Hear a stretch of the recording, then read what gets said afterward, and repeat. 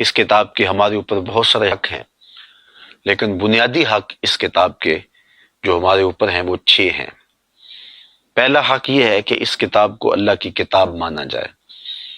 یہ یقین، یہ تیقن ہمارے قول سے، ہمارے عمل سے، ہمارے رویے سے، ہمارے طرز زندگی سے محسوس ہونا چاہیے کہ ہم اس کو اللہ کی کتاب مان رہے ہیں۔ ہمارے اسلاف نے اس حوالے سے سزائیں کاٹیں، تکلیفیں سہیں اور دکھ جھیلے، اور اس پرچم کو سرنگوں نہیں ہونے دیا کہ یہ اللہ کی کتاب ہے۔ تو اس کتاب کا پہلا حق یہ ہے کہ اس کتاب کو اللہ کا کلام مانا جائے، اس یقین اور اس اذعان کے ساتھ اس کتاب کو دیکھا جائے اور اس کتاب کی تلاوت کی جائے۔ دوسرا اس کتاب کا حق یہ ہے کہ صحت لفظی کے ساتھ اس کی تلاوت کی جائے۔ قرآن مجید کی تلاوت باطن میں روشنیاں پیدا کرتی ہے، اور ہمیں اس بات کی تاکید کی گئی ہے کہ اس کتاب کی تلاوت دن میں اور رات کی تنہائیوں میں کرو۔ حضور نے ارشاد فرمایا کہ راتوں کو قرآن پڑھا کرو اور قرآن پڑھتے ہوئے رویا کرو۔ پھر فرمایا فَإِن لَّمْ تَبْكُوا فَتَبَاكُوا، اور اگر رونا نہ آئے تو رونے کی کوشش کیا کرو۔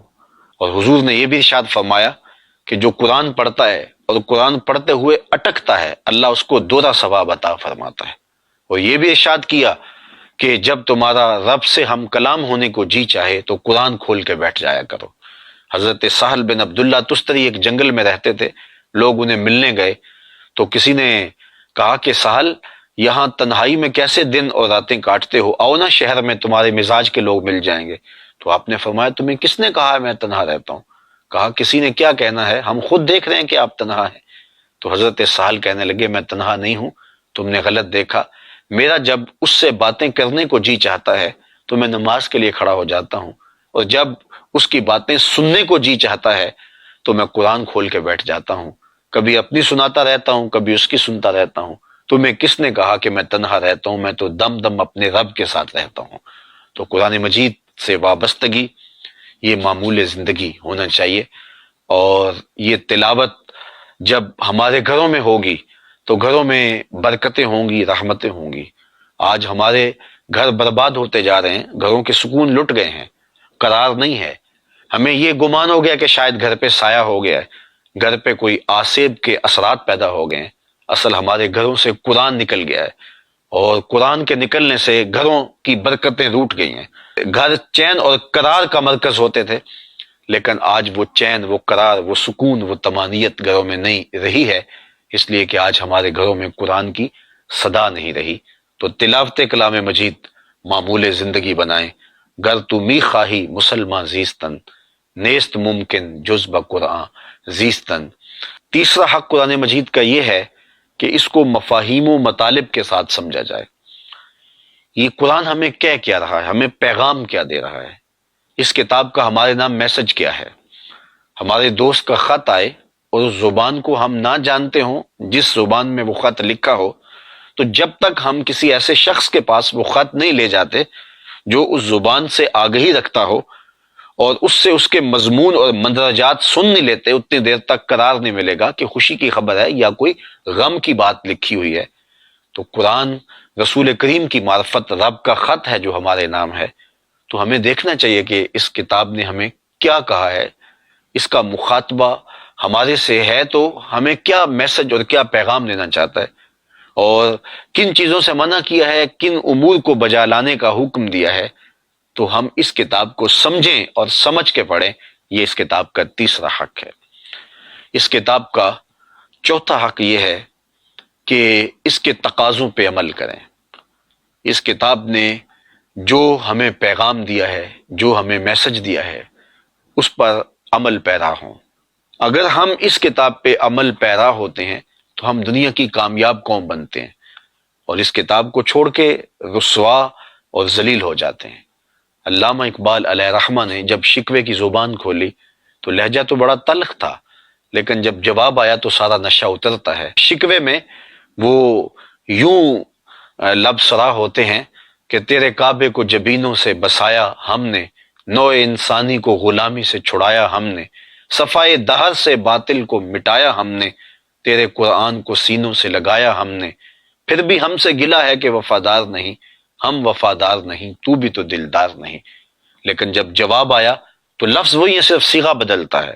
میرے کعبے کو جبینوں سے بسایا کس نے، نوع انسانی کو غلامی سے چھڑایا کس نے، صفائے دہر سے باطل کو مٹایا کس نے، میرے قرآن کو سینوں سے لگایا کس نے، تھے تو آبا وہ تمہارے ہی مگر تم کیا ہو، ہاتھ پہ ہاتھ درے منتظر فردا ہو، ہر کوئی مست مئے ذوق تن آسانی ہے، تم مسلمان ہو یہ انداز مسلمانی ہے، حیدری فقر ہے نئے دولت عثمانی ہے، تم کو اسلاف سے کیا نسبت روحانی ہے، وہ معزز تھے زمانے میں مسلمان ہو کر، تم خار ہوئے تار کے قرآن ہو کر۔ ہماری پستی، ہماری زبوحالی، ہماری رسوائی کتاب رحمت سے دوری کے سبب سے ہے۔ آج بھی اگر ہم اس کتاب کے دامن کو تھام لیں اور اس مہر عالم تاب سے روشنیاں لینے لگ جائیں تو آج بھی ہم زندگی کا اجالا اور زندگی کا حسن پا سکتے ہیں۔ لیکن ہم نے اس کتاب کو ایک کتاب ثواب تو سمجھا، مختلف مسائل میں اس سے اپنی پریشانیوں کا حل تو ڈھونڈا، لیکن اس کتاب کے نزول کا جو بنیادی مقصد تھا ہم نے وہ حاصل نہیں کیا۔ قرآن مجید کا موضوع ہدایت انسانی ہے اور اس سے ہم نے وہ حاصل کرنی تھی۔ مجھے پھر حضرت اقبال یاد آئے، انہوں نے کہا بندے صوفی و ملا اسیری، حیات از حکمت قرآن گیری، با آیاتش ترا کار جزی نیست، کہ از یاسین او آساں بمیری۔ تو جاہل صوفی اور کاہل ملا کے ایسے پھندے میں پھنسا کہ تو نے قرآن سے زندگی تلاش نہیں کی، قرآن کی آیات سے تجھے صرف اتنا سروکار ہے، جب تیرے بوڑھے کی روح اٹک گئی تو تو سورہ یاسین لے کے بیٹھ گیا کہ اس کی تلاوت کرتے ہیں اور اس کی روح آسانی سے نکل جائے گی۔ اقبال کہتا ہے اس میں کوئی شک نہیں کہ اس کا فائدہ اس بیمار کو پہنچا، لیکن افسوسناک پہلو یہ ہے کہ اس قرآن سے بھی تو نے مرنا ہی سیکھا، کاش اس قرآن سے جینا بھی سیکھ لیا ہوتا۔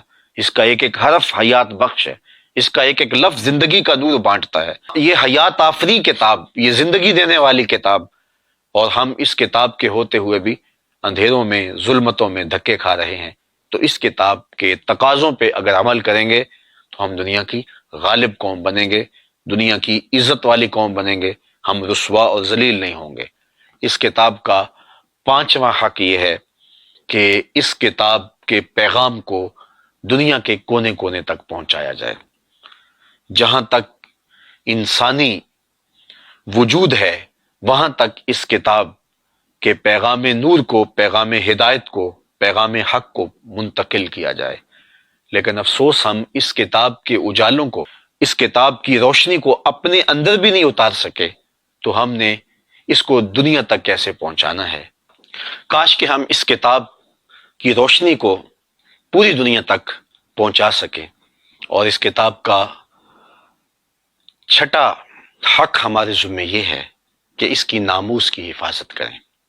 اس کتاب کی حفاظت اللہ تعالیٰ جل شانہ نے اپنے ذمہ کرم پہ لی ہے، لیکن اس کے جو ظاہری اسباب ہیں، حفظ قرآن کی صورت میں اس کو محفوظ کیا جائے، یہ امت کے اوپر لازم ہے کہ وہ فرض کفایہ کے طور پہ کچھ لوگوں کو مختص کرے کہ وہ قرآن مجید کے حفظ کی سعادت پائیں، اور اس کی ناموس اور اس کی آبرو کی حفاظت کی جائے۔ قرآن مجید اللہ کی اس پاکیزہ کتاب کو، اس کتاب رحمت کو، صحیفہ نور کو پوری طرح سے جو ہے وہ محفوظ کر لیا جائے، اور کوئی میلی آنکھ سے بھی اس کتاب کی ناموس کی طرف دیکھنے کی ہمت نہ کر سکے۔ اور یہ تبھی ممکن ہے کہ ہم غلبہ پائیں گے، اور اگر ہم غلبہ اسلام کا خواب شرمندہ تعبیر نہیں کرتے ہیں تو پھر کتاب اللہ کو جلانے کی تحریکیں چلتی رہیں گی، اور روز ہم ذلت و رسوائی سے گزرتے رہیں گے۔